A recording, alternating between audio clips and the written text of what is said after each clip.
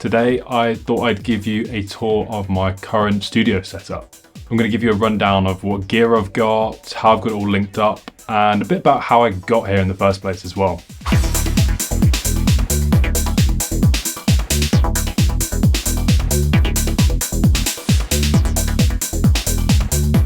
For those of you that are wanting to build your own studio, just like this one, just start with the basics. Start with a laptop, eventually get a desk to put that laptop on, put your speakers on, and just go from there. You don't have to buy loads of equipment at once. You just have to start somewhere and gradually build it up over the years. It's taken me a long time to get to this point, and if I were to show the 14-year-old version of me, he'd absolutely lose his mind. For context, I started making music when I was 14, and I started on nothing but my mum's Windows Vista laptop and a pair of headphones that I got as a gift. So to kick off the studio tour, we should really start with the centralized hub of everything, and that is my desk. Currently, this is a simple IKEA desk, 2 meters wide, and this just does the job. In the future, I'm probably thinking about getting a standing desk as I'm tall and I like to stand up when I'm making music, and I'm just kind of hunched over when I'm producing. So that will be something to think about, but this does a great job for me. It's nice and wide and I can fit loads of things across it. It's not too deep, but at the same time, I don't really need it because I've got the width instead. I do remember being super excited when I got my first ever desk to make music on. So moving from just being on my bed, sat with a laptop, to actually having a space to make music was insane for me. So this then brings me to the main part of my setup, which is what I work on, and that is my 2020 M1 MacBook Pro. I got this refurbished and it's just perfect for what I need really. I don't need anything more powerful really. It's perfect for Ableton, Logic, and any sort of other editing software. So yeah, it does the job, and it's great to be able to travel with it as well. Originally, I just had it open in front of me, but now I have it in clamshell mode in this wooden laptop dock. This then runs through HDMI, and that goes into my main monitor, which is a Samsung TV. This actually used to be my old bedroom TV. I now just use it as my main monitor, and it just means I'm using a bigger screen than my MacBook. It allows me to see everything on Ableton and does the job. Since my laptop is in clamshell mode, I need to have it connected to a keyboard and a mouse. So that's why I've got a Logitech MX 3S, which is actually insane. I've only just recently got this, and it's been a bit of a game changer for me. I've always used trackpads, and I was originally using the Apple Magic trackpad, but eventually I was just getting hand pain, wrist pain, and it was really kind of affecting the way I was working. So that was one of the reasons why I moved to the Logic mouse, but in the end, it's actually just a bit of an insane mouse, to be honest. It can do loads with it, super accurate, and it's really great for my workflow. In the middle, I have a Satechi keyboard, the X1, and this is basically just a dupe of the Magic Keyboard from Apple. Now, since I was having that pain in my wrists and everything, I was trying to make my space more ergonomic. Originally, you can see I kind of have everything up here, but the desk is a little bit high, and my chair doesn't go that high. So I need to have my kind of arms level to be working, as I'm doing a lot more work at my desk these days. I'm working as a sound engineer right now as well. I'm spending long periods at my desk. And this is why I've got this desk shelf here. And this is just insane really, because it just allows me to be perfectly at my desk, nice and simple, and means my elbows are nice and straight, and just feels super comfortable and ergonomic. And I can just be here for hours without any problems. And it tucks away nicely too. So yeah, that's a really nice addition. I got this off eBay, and again, it was just kind of means that working my desk becomes more ergonomic. So now that we've got the basics covered, let's have a look at some of the music production side of things. So first of all, I have my audio interface. I'm using a Behringer UMC 404 HD. Originally, I was using a Focusrite interface, but this only had 2 inputs, and I needed at least 4 to hook up some of my analog hardware and microphone.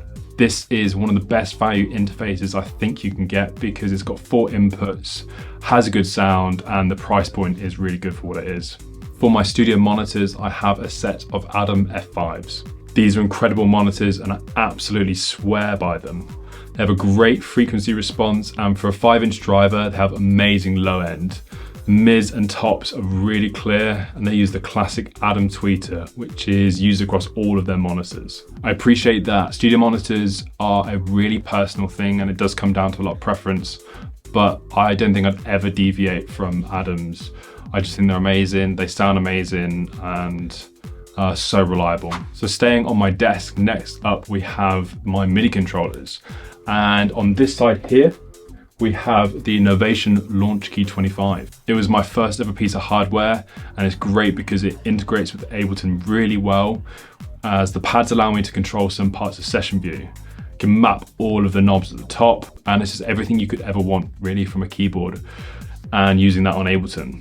On the other side, we have the Akai APC40 Mark II. This is similar to the Ableton Push, and allows me to control Ableton with it being mapped automatically to Session View and other parameters. It really allows me to be able to perform my music live. It's a very simple machine, there's no menus to be scrolling across, and it just allows me to speed up my workflow and spend less time moving a mouse around. Moving from MIDI over to the world of analog, we have the first bit of proper hardware that I picked up, which is the Behringer TD3. This is a 303 clone, and it operates exactly the same way as the original. It sounds incredible, and it's insane how cheap this is compared to the original, which is going to set you back thousands.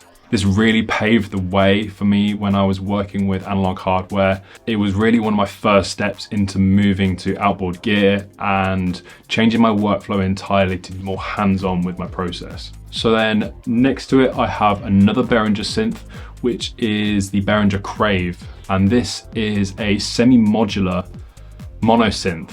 This thing is loads of fun, and with its patch bay on the top, you can create some really incredible sounds. Considering it's only got one oscillator, this thing is just an absolute gem.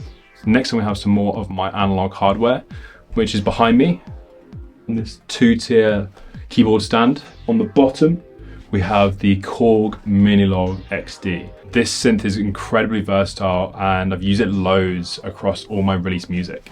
I can cover loads of different sounds, from basses to pads to leads to even to like effects noises. There's a presets as well, and it's just extremely versatile. It also really helped me with learning sound design, and it really was the start of me making my own sounds, which has eventually led to creating my own sounds in my own music, as a lot of my tracks now have sounds I've made completely from scratch. So this really helped me kind of understand the process of sound design, like working with oscillators, filters and envelopes, etc. Finally, we have the Behringer RD8, which is a clone of the Roland 808. This is my first and only drum machine that I own. I'm a huge fan of the 808 sound. I had to get this, as this is just in some of my favorite records of all time. Sounds great, and even if I'm not using it as my primary source of drums, it's a really great way to be able to layer in extra sounds to my grooves.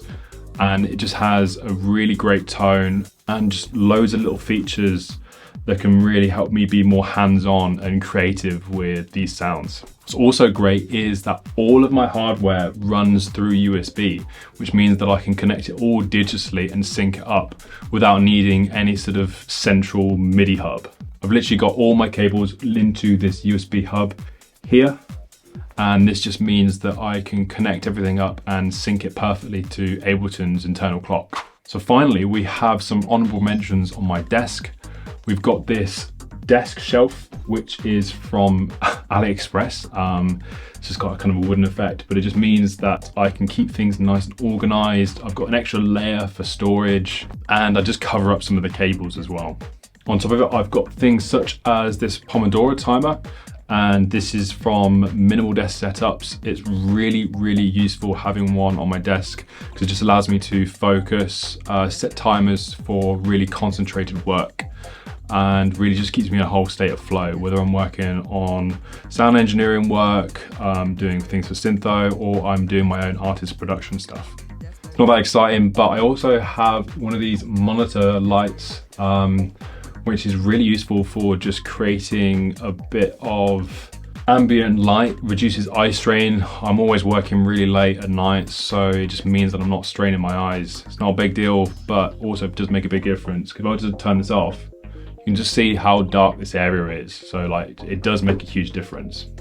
I do have my Nintendo Switch here for when I just want to have a bit of downtime. I'm taking a break from working in the studio. I have my salt lamp, which is just for the vibes. I've also got another plaque, which is from my manager to celebrate me releasing on Limousine Dream. As well, I do have scattered around my studio some guitar amps and my guitar. I originally started as a guitarist before I got into the world of production, and it's really important I have these in here. I love picking them up every now and then when I have the time, and also every now and then I also incorporate them into my tracks. Now on this side of me, I do have my decks and turntables where I do all my mixing. You may have seen it in my YouTube mix series, but I'd like to probably show you all that in a dedicated video because there's a lot of things to go into detail there, and it would just make sense to do it then. So hopefully you guys enjoyed this video. We're making more of these in the future as my setup evolves. And if there's bits of kit that you want a bit more depth on, then drop us a comment below and I'll be able to look into it. It's been a bit of an insane journey building this studio from scratch, and I'm really excited to push this even further to create the perfect space to be making music in. Let me know if you've enjoyed this video, and I'll see you on the next one.